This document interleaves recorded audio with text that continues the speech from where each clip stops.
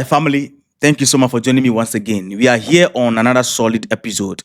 This time, we are still on African Union. You know, Ibrahim Traore went to Yaiga, and there are a lot of conversations surrounding that, but this is very, very important to me. We need to look at it very well because African Union, it is clear that they were sent to the Sahel.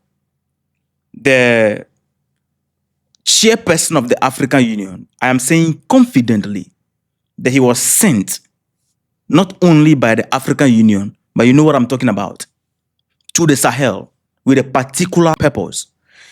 You see, the African Union has this attitude of running away from problem. At the same time, they have the attitude of, working for their master. But this time, they met their meter. The Prime Minister of Burkina Faso, let's clap for this young man. Let's clap for him. His name is Ritamba Jean Emmanuel Rodrigo. I mean, I don't know how to applaud him, but you will understand me, right? African Union, the chairperson, started a journey. The tour started from Mali. And then he moved from Mali and went to Burkina Faso. When he went to Mali, I broadcast this. And I even played a video of the thing he went there to say. I listed some of the things. I said, no. The issue of election, saying that Africa would love to see Mali under democracy or constitutional government, is a disrespectful statement to Mali, right? So there are some of the conversations we were actually expecting the African Union chairperson to raise, but he didn't raise those comments. He went there to disrespect the Sahel in Mali. Now, moving from there to Burkina Faso, at that very day he was going to Burkina Faso, the leader of Burkina Faso, Captain Ibrahim Traore, also was going to Yaiga. We are going to talk about that, where he was welcome and he gave a very amazing, powerful speech, which is making wave and all that. We are going to talk about that, in my next episode. So you need to subscribe, all right? Subscribe, okay? And put us on notification. It's very necessary. If up to now you have not liked the video, do that. So I was thinking that it is because Ibrahim Traore is now the president of the AES. Maybe that's the reason why the African Union ignored some very important conversation. He went to Burkina Faso and decided to disrespect Burkina Faso, and the minister met him head on with the conversation. Now, this is what happened.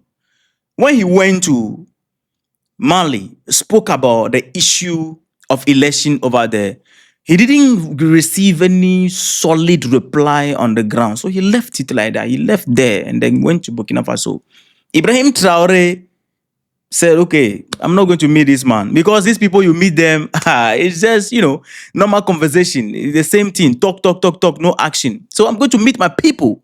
The Prime Minister was behind to actually receive him. When the Prime Minister received him, he got there and he raised the topic once again, the topic of democracy, election. First of all, let me play the video of the thing he said. Then you listen to the reply that the minister gave him. No, the minister did not just allow him to have his way because it looked like they prepared to meet him head on. He wasn't aware, maybe. I can't tell. But it looked like he wasn't aware. But you can even see that he, together with the delegation that went there, they were ashamed. They were completely ashamed. Like, the guy told them the truth to the face. Sometimes you need to tell people the truth, bitter truth, for them to understand that we are not stupid, right? Now, let's play that video quickly of what the chairperson of the African Union went there to do. By the way, family, I have a big announcement. My vlogging channel, which is going to amaze you. Beautiful things are coming there. It has nothing to do with here. The conversation is going to be different. That channel, you see me outside doing a lot of things that will interest you and all of us will relate to it. All right. So I'm going to put a link in the comment section. It's going to be in the description. We need 1,000 subscribers to put the first video right there. All right. So let's listen to the video as we move forward. It is the country that validated the founding date of the African Union. It endorsed the Charter on Democracy and Elections.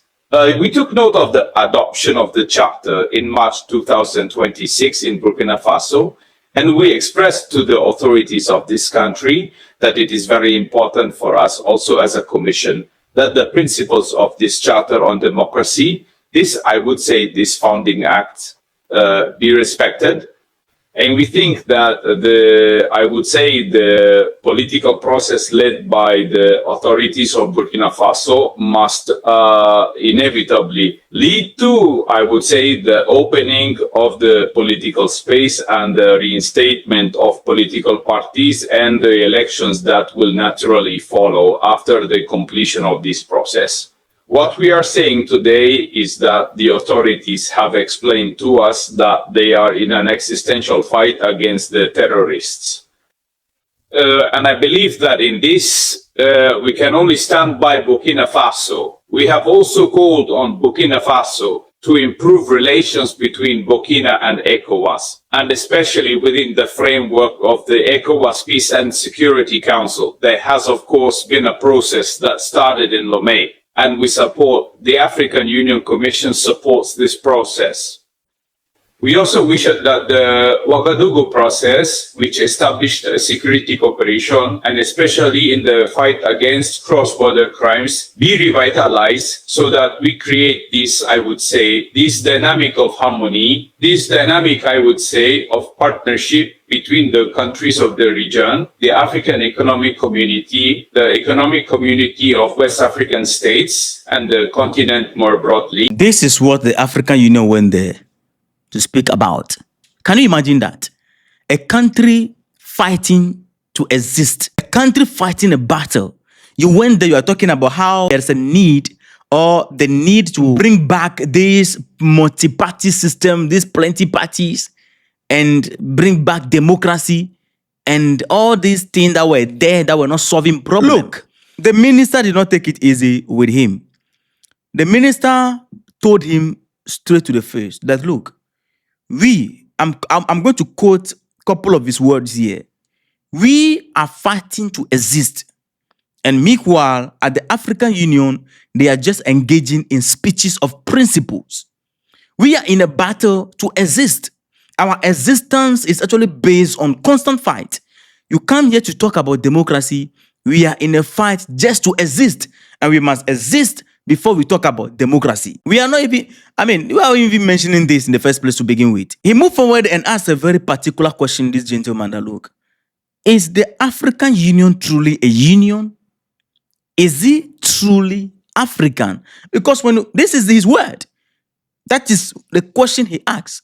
Hey, look, when you look at African Union, there's nothing that look like a union fighting for Africa. That's the first question. And he went forward and said that we must have the courage to call things by their name. What is happening, I'm quoting him, what is happening in the Sahel is not terrorism. Say it. It is war of recolonization. The minister moved forward to let him understand that we are victims, unquote, we are victims of a negative narrative, of a communication war waged by the sponsors of terrorism. And we have the impression that the African Union is caught up in this narrative.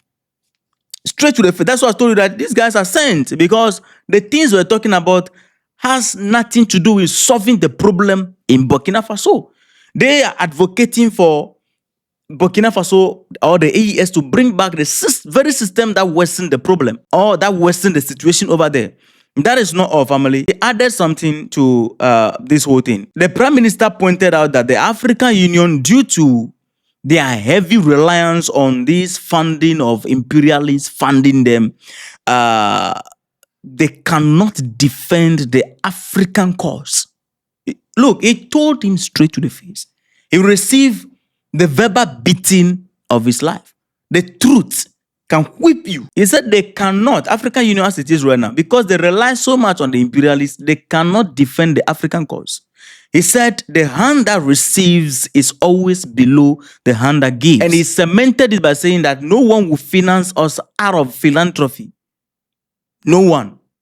Now, he bent down the conversation and said that the African Union must, from now, take up the fight for African sovereignty in accordance with the vision of the founding fathers, because this current African Union is completely deviated from the vision of the founding fathers. That is a fact.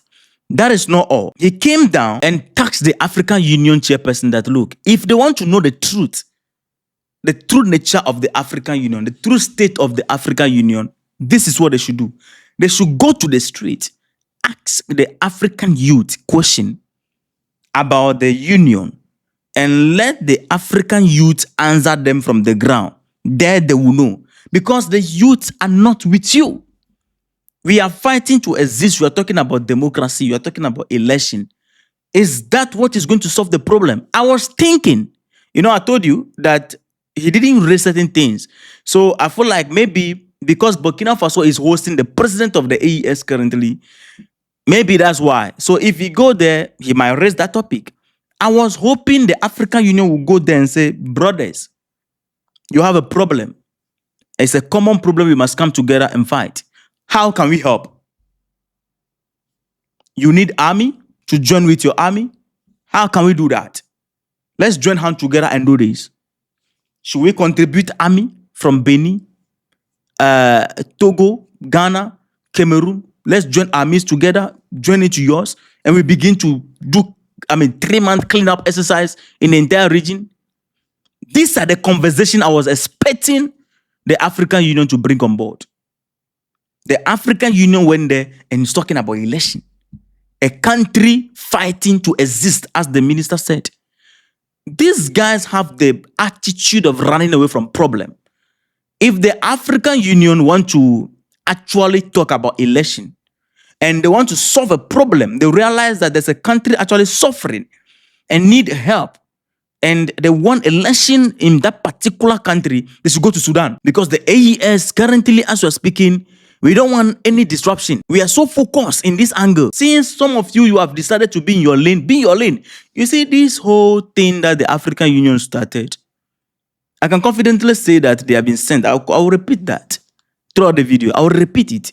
Because when this whole thing started in the European Parliament, African Union did not stand up as a union representing us to say that, look, we are not going to tolerate this. When the media houses are publishing things that are not truth about Burkina Faso, the entire Sahel, the African Union did not come out to say anything about it. But he went to Mali and was saying that, this is media war, economic terrorism, media terrorism. If you know that we are fighting media terrorism, why can't you put measures in place to counter it? Why do you have to keep quiet? You're not doing anything about it. You run away from Sudan and you are coming to solve a problem here. Sudan is in a deep trouble over there. You neglect that part of the conversation and you are here talking about democracy in a country fighting to survive. You people ran away from Sudan. That is what you did.